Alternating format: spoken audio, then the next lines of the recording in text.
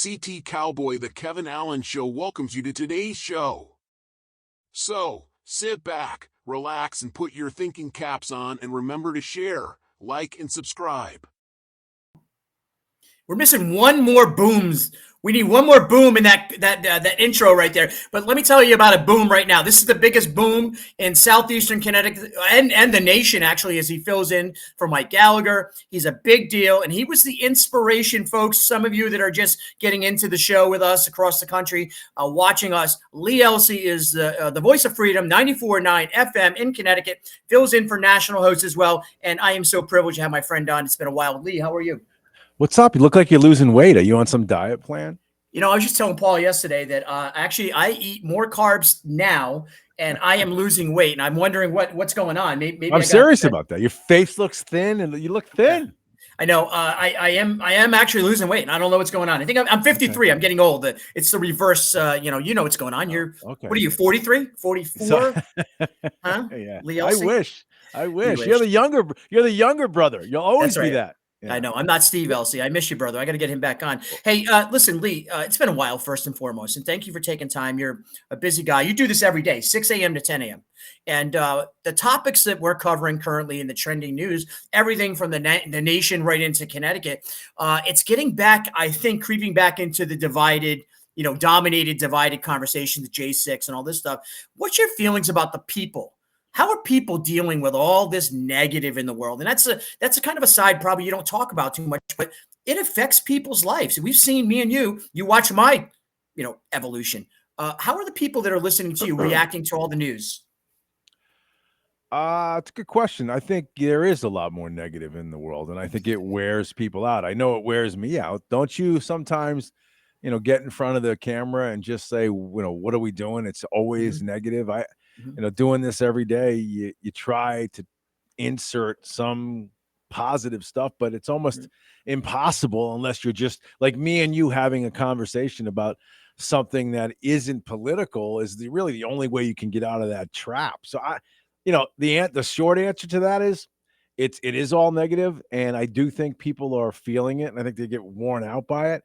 And the negativity over and over and over again. There is no light at the end of the tunnel, right? There is no feeling of patriotism across the country. I think we've lost that. Now, granted, there are teams, there are sides. There's our side and their side, and it's a fight, man. It might be a fight to the finish, Kevin, because this could be the time. Like we always say that this could be the time. Or this could be the election, or this is really, if we don't do this now, we're going to go over the cliff, whether it's a fiscal cliff or a patriotic cliff or a military cliff. But honestly, every day I feel like maybe we are getting closer and closer to that reckoning. You're spot on, of course, as always. But one of the things I think it's almost resembles, and I always do these referrals to movies, but Eddie Murphy's movie where the two rich guys are betting $1 to see if he can be successful. And I feel like there's a group of people, if it's George Soros, and even on the conservative side, they sit in some room, smoke some cigars, drink some expensive whiskey, and they decide the fate of the world. Because I feel like we don't have that kind of control anymore. I think it's been taken from us. Government has kind of eliminated our voices, I think. I mean, it's frustrating, is it not? It's funny that you say that. Yeah, I've said this before many different times that I can almost guarantee you that when the doors close and they know the cameras are not on, they laugh at us. They laugh at what they've put us through. They laugh at some of the things that make us do cartwheels, whatever it is. And I do believe the higher ups, the real power brokers in this country, close the doors when the cameras aren't on and nobody's recording. They actually chuckle at what they make us do. Yes, I agree with that 100%. It's crazy. And so I was down at CPAC. I called into the show. Thank you so much for giving me a chance to share my journey with you and be a part of what we're doing here with you.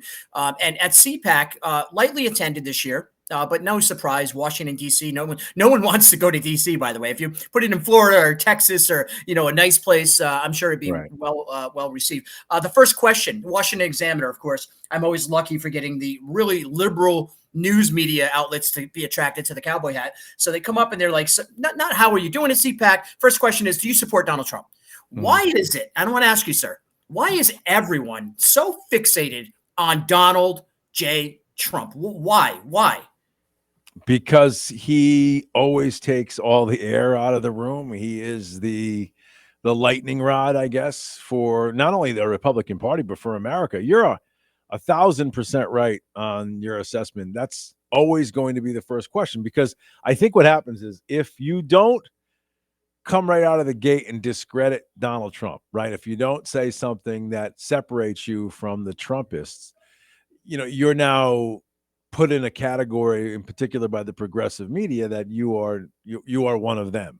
So even if you come out and say something even remotely sort of in his corner, like, I don't like him personally, but I like his policies, you're in that group. You're in that Trumper group. So yeah, I think he is the most polarizing person to hit politics, certainly in my lifetime. And we're about to see this, or go through this whole ride again, Kevin. I mean, I know you're all in for Donald Trump, and that's great. I know a lot of folks are all in for Donald Trump.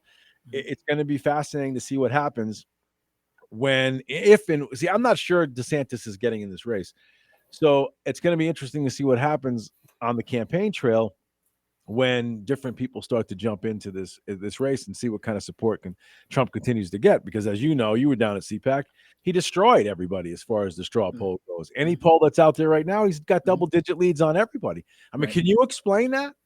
Yeah. Oh, I can explain it very simply. And I think, listen, I don't want to say that I'm all in on anybody. The only all in I am is I accepted Jesus in my life, and this is real. Is that, and that's all I have. But as far as where we are in the world today, let's be real. I think it's disrespectful of a party that has failed, has been crippled, and when they have the one inspiration, they all supported him in 2016, and in 2018 they walked away. In 2020 they ran away, and now they want to destroy this guy. They sit idle. I think Mitch McConnell, this is a great example, and this is why I think people like me stay on his side, because we know, as you pointed out, how much corruption goes on behind the scenes. He put his name and his family on the line. I'm willing to support him until I see evidence otherwise not to. Lee, we've been talking a lot about the January 6th video that was released on Tucker. I opened up with it today. In fact, after you, my next guest is Joshua Macinas. He's called the January 5th guy. He was there at the, suspected to be in the meeting with Enrique and the rest of them down there. He's a good friend from Veterans for America First.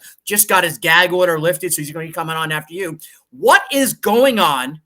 Why didn't we see that videotape? We want to see the dash cam of a cop killing somebody, which I agree with. I want to see the dash cam of a cop, getting, when they're getting injured. The demand by corporate media, Democrat as well, they want to see videos. Now today, they want to suppress the video. They don't want it out there. Your thoughts on what's going on with this new video release? I want to be as consistent as I've always been, which is I want all the information out all of the time. I said this morning on my own show with a little back and forth argument with a former congressman. I want everything released. I wanted everything released with the January 6th committee. I thought, they obviously portrayed it in the way that they wanted it to unfold. So certainly we should have the opportunity to see it this way. But I'm always going to be about, let's get every single piece of information out there. Yes. And I think you're absolutely right. Now, all of a sudden, when the shoe is on the other foot, the progressives, or even some of the more rhino type of Republicans, are like, oh, no, we shouldn't see it. This is not what we don't need to go down this road again. No, I think you release all the information, let the chips fall where they may. Exactly. That's really, to me, that's really not a hard, that's not a hard equation. We should be on board with that. So you were knocking boots with the former congressman, and I didn't get a chance. I was getting ready for today, but Congressman Laboutier, which I think is a great source of information, because he did serve. Great to have that kind of, and that's the important part of the dialogue, right? Yeah. Lee, we need to have those conversations when we even disagree. Sure. With our own side publicly, so we can encourage people. Hey, Lee, I want to ask you a couple other questions in regards to just the current trending news in Connecticut. I just had Dominic Rapini on. He's talking about voting ages going down to 16, demanding, actually making it law that you have to vote in Connecticut, changing some of the voting rights for people. I mean, what's your thoughts on what's going on in a state of Connecticut where it's majority Democrat, and they're still trying to just extend that win, it seems, even further along? Your thoughts in Connecticut? Well, just to run over the three that you mentioned, the 16-year-old voting seems silly to me. I mean, you're asking kids who, I mean, what's the percentage of kids at 16 are going to be gung-ho about voting? Nobody's gung-ho about voting now. So at 16, I don't understand the mindset behind that. What bothers me more than probably anything in this whole voting package of bills that they have is allowing illegals to vote, which makes absolutely no sense to me at all. I mean, I understand why they want to do it, but it's a double slap in the face to Connecticut citizens. First of all, the thought process behind it is that now you've got illegal aliens who have kids in school, so you're going to allow them to vote in the local types of elections, so they have a say in where their kid goes to school and how the school board is, and then the board of ed and all that.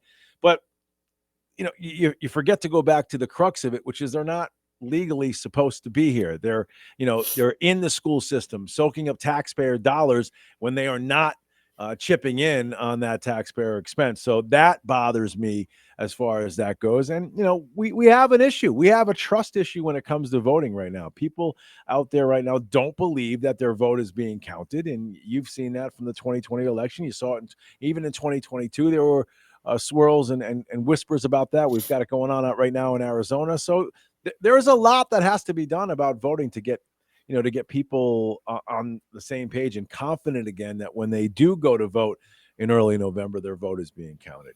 We hope so. And so let's get a little personal with Lee Elci, because Lee Elci is a unique guy. You have a great history. You're an amazing athlete. On it, got into the pro baseball through your college experience. I used to watch this guy hit a ball, guys, a mile long. He can still do it physically. But then you went on. You got acting under your belt. You got behind the microphone. What's next for Lee Elci? I don't think you're over. There's something big brewing with Lee Elci. What is it? You're going to let me know, or are you going to tell me privately what's going on? Well, I told you I was thinking about running for office, and I was kind of stonewalled by the Republican Party. I've told the story before. I was going to run for state senate, but they needed to work with me a little bit because part of the rules of being a broadcaster, and you know this now, being behind the microphone, is you've got to give equal time to whoever your opponent is. Well, I mean, I've been doing this show for a long, long time, and my opponent probably would have asked for equal time, which put the management of the company in a bad spot. So I would have had to come off the air for a couple of months. I didn't want to come off for 6 months, and the Republican Party wasn't behind me for a 2-month run. So, that's something that I've been thinking hard about. I feel like me and you and other folks who get behind microphones do the best that we can. But, if we're going to talk the talk, Kev, sometimes maybe we got to walk the walk. So unless someone's going to cast me in a movie, then I think maybe I'm still thinking about jumping into the world of politics. I hope you do. And, you would be one of and I would commit my life to you. If you do that, I will jump on board with you. I ought to be honest, this whole journey I share with you, it's been crazy. I'm not trying to make my life into anything. This is about you right now. But, one of the things I find is interesting is I ran away from politics, right? I wanted nothing to do with it, but it's in my blood so much because I know the truth. It's like if you committed a crime and you become an expert sort of witness. I know the expert witness status of what's going on in these systems. I know what Themis Claridis is like. I know what these people are like that have been serving in the state of Connecticut. I know what they do behind the curtain. I see the games that are played not just in Connecticut, down in Congress, in the Senate down in Washington D.C. So you being brave enough, would it be one term and one term only if you ran for Senate? 6 years done? Oh, you're talking about if you're talking U.S. Senate, which I did think about doing. This was I don't know if you know, but you're running against Chris Murphy. We are going to make an announcement right now on the show today. Big announcement, kids. Well, it's funny. I actually thought really hard about running against Blumenthal, but it was a Herculean lift. And if nobody had come forward at the end, I was really going to think about doing it just to get name recognition and all of that across the state. And I feel like, yes, I feel like there's a lack of there's too much of people just caring about what's in it for them. And I know that's easy to say when you're not in the mix, but we need people to take personal responsibility for what they do, and we need people to put the state and the country first. It shouldn't be this hard to make some headway in some of the things that we really want to try to get accomplished, and almost take us back to a time when government was small and the people ruled the roost. And, you went down to Washington just to sort of protect the freedoms and the liberties that people enjoy. So, yeah, I mean, I would be all in for that, but You know how it is, Kev. It's a 20. You got to raise $20 million to compete now. It's a lot of money. Mr. Smith Goes to DC is not a movie that would be popular. So the one thing I will say to you is, and I've been really deliberating on this, and I know what my call is. God gave me my vision. I know what I'm doing. I'm going back into prison systems across the country. We're working on some things. I can't wait to share with you about that, because I think there's a ministry to those people that are behind bars that can help. And by the way, I think Chris Murphy, I just want to mention this. I would love, I would consider running, right? And just hear me out, just to get on a debate stage with that individual, because I think he represents the worst of politics. He uses the system to benefit himself. He's become a multimillionaire. And by the way, he went broke.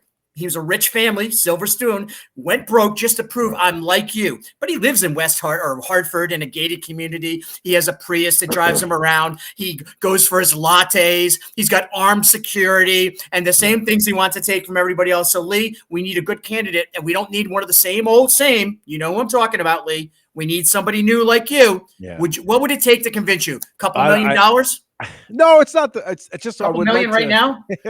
You got it locked up for me, Bob Stefanowski. We all love Bob. Bob, give me $1 million to start this right now. Lee Elci running against Chris Murphy. I think he would. There you go. All right, kid. Listen, you're coming on tomorrow, right? Yes, I'm going to be on with you, and we're going to chalk it up a little bit. Lee, thank you for coming on today. Where can people find you again, Lee? I know you're doing a lot. 94.9 FM. You can also go online, 949newsnow.com, and check that out as well.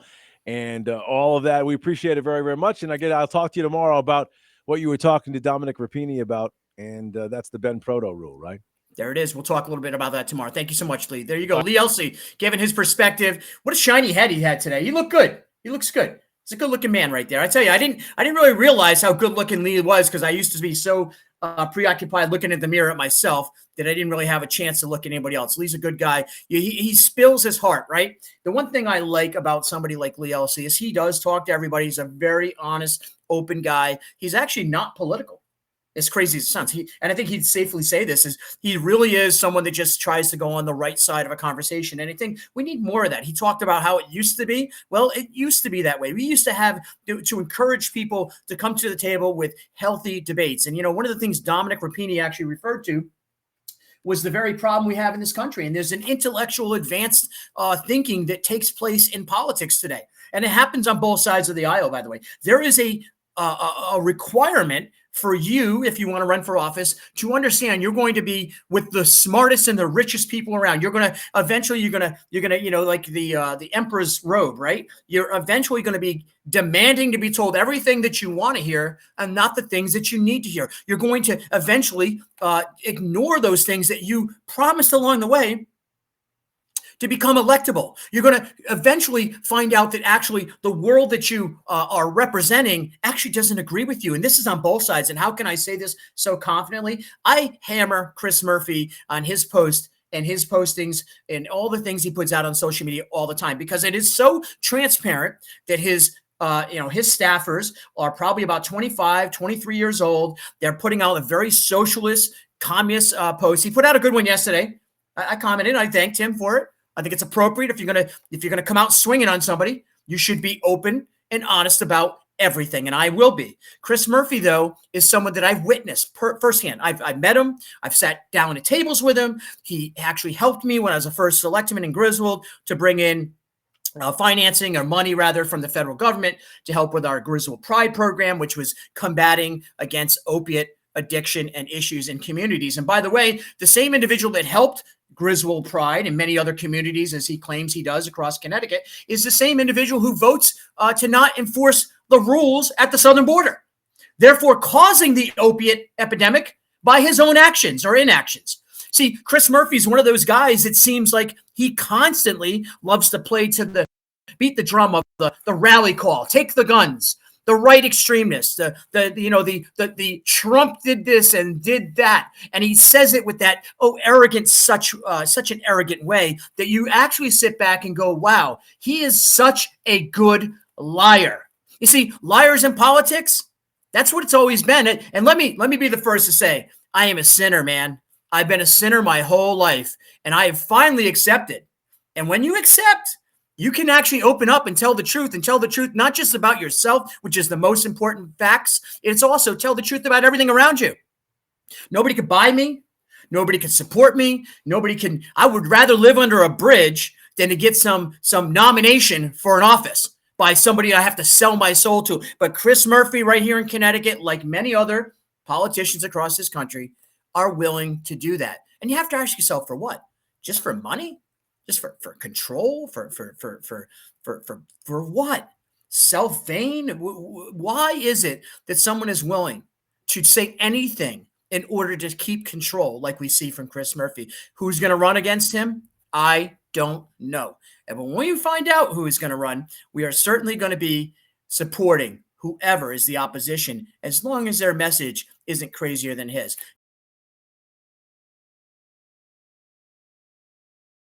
Thank you for watching today's show. Now go out and do good things. Please subscribe for the latest updates and remember to like, share, and comment often.